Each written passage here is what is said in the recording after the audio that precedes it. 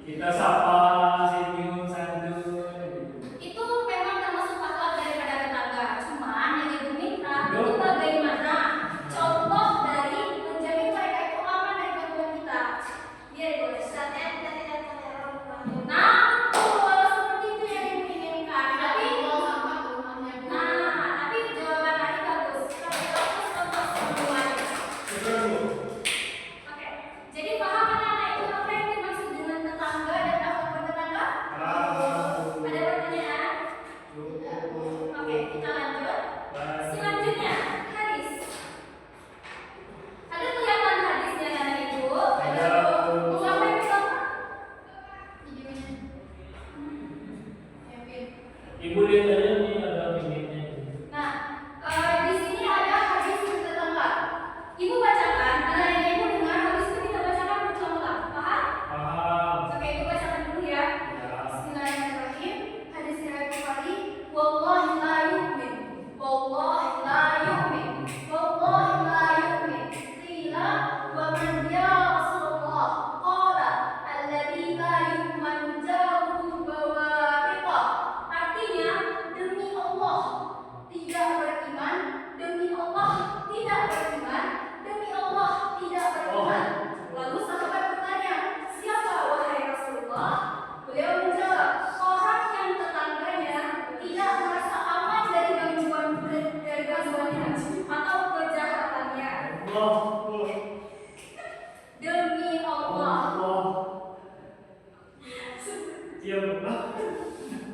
Gimana pasti ibu? Gak ada, Bu. Oke, bisa kita bacakan bersama-sama? Bisa, Bu. Ibu senyumnya lah. Oke, lanjut. Kita baca bersama-sama ya. Iya. 1, 2, 3. Wallahi la yu'min. Wallahi la yu'min. Wallahi la yu'min.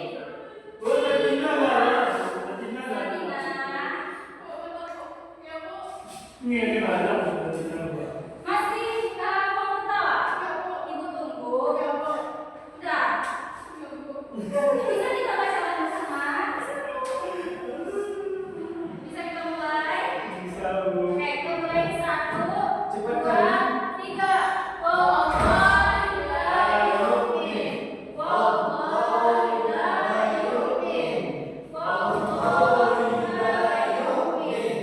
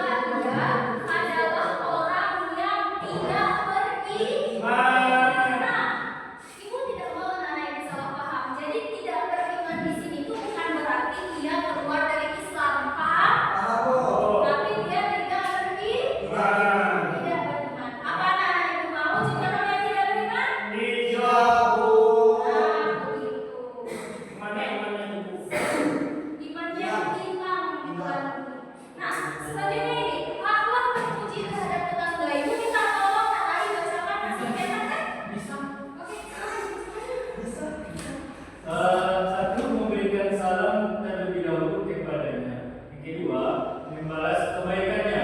Yang ketiga, menjenguknya ketika dia sakit. Yang keempat, turut berduka cita jika dia tertimpa musibah. Yang kelima, tidak memandang istri, anak perempuan, dan pembantu perempuannya. Yang keenam, menghindari sesuatu yang tidak membuatnya bahagia. Yang ketujuh, menyambut tetangga dengan wajah berseri-seri dan penuh hormat. Dan yang kedelapan, itu memberikan hak-haknya yang bersifat materi. Nah, contohnya bagaimana? Misal, ibu mau bertanya. Ya. Misal tetangga, misalnya tetangga yang Hamdi sakit.